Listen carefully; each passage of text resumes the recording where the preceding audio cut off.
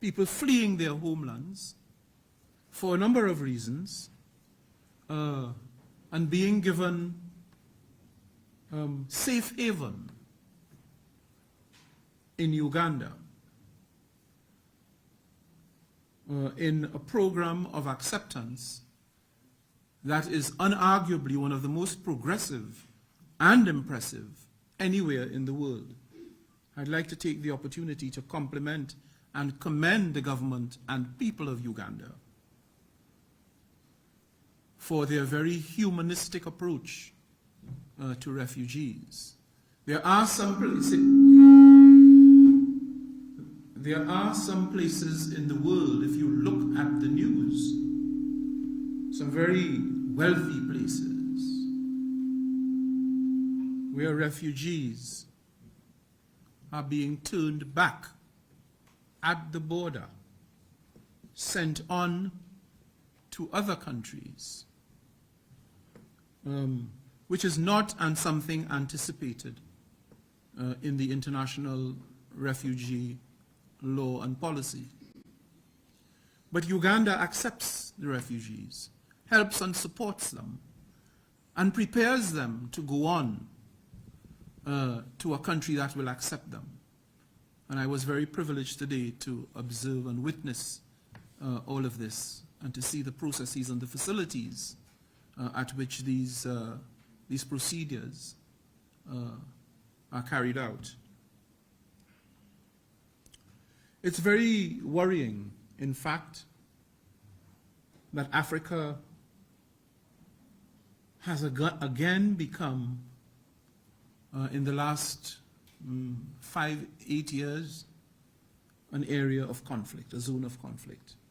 We had thought that that era was behind us. We had thought that coups in Africa was behind us. That, however, is not the case.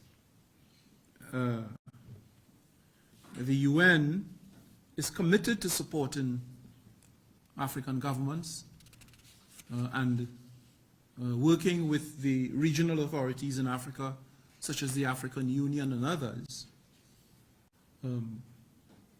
to address these conflicts. Because we are aware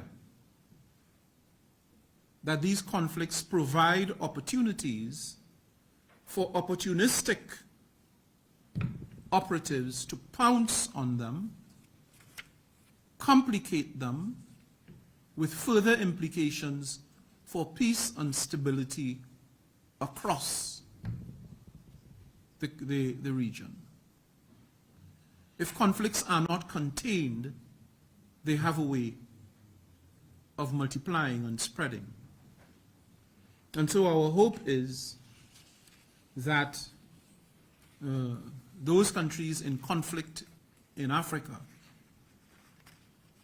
will find the courage and the strength to come to the table and to discuss and resolve their differences. The UN is fully prepared to support that process, to bring the parties together, to facilitate that dialogue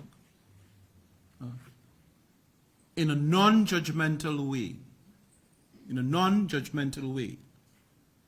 It is not for us in the UN to assign blame or responsibility. What we want is a solution that saves lives, creates stability, so that the business of pursuing development, bringing development to people who deserve it.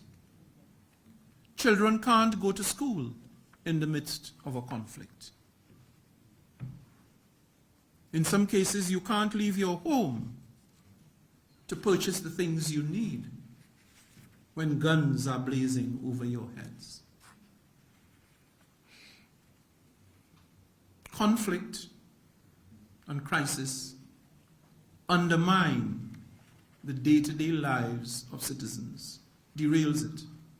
And that is why we are committed to doing what we can to support these countries in conflict, to resolve those conflicts in a sustainable way.